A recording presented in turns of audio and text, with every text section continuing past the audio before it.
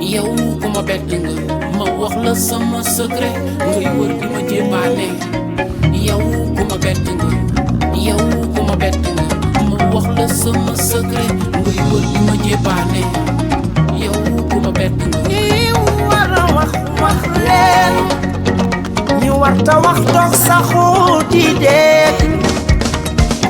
Yesterday we went party in the club. I love you is to you in the club.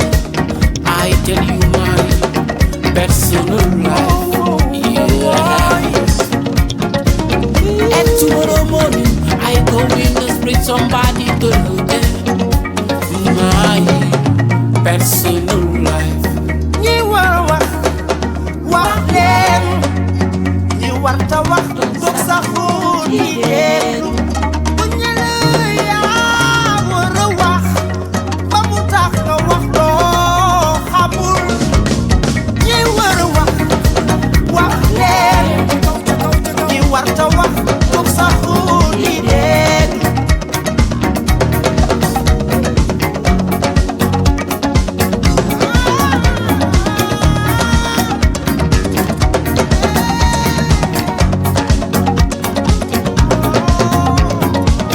You got hurting before you talk. If you have a bad things, maybe you don't do nothing. Shut your mouth. ñi war a wax leen ñi war ta wax toog saxu di Seet dégg. li ngay wax balaa nga koy wax ball bu xasee ba génn tàkk na wax ball bu xasee ba génn tàkk na wax dafa bëri doole dara du ko téye. yaa war a wax bu mu tax nga wax loo xamul. yaa war a wax bu mu tax nga wax loo gëmul. yaa war a wax bu mu tax nga wax loo mënul. yaa war a wax bu mu tax nga wax loo.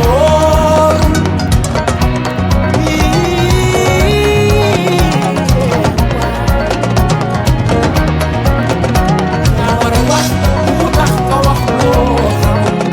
yaa war a wax bu mu tax nga wax loo wér. yaa war a wax bu mu tax nga wax loo mën. yaa war a wax bu mu tax nga wax luy rëccu.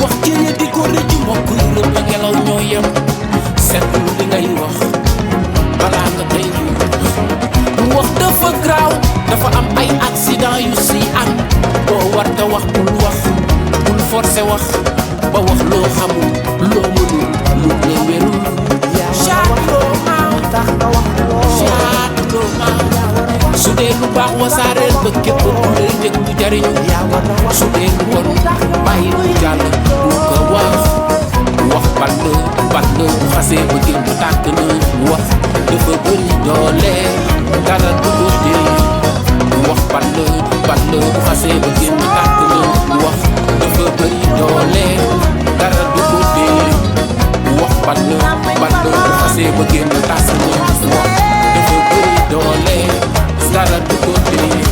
Tournez la langue cette fois avant de parler. Il faut bien réfléchir avant de parler.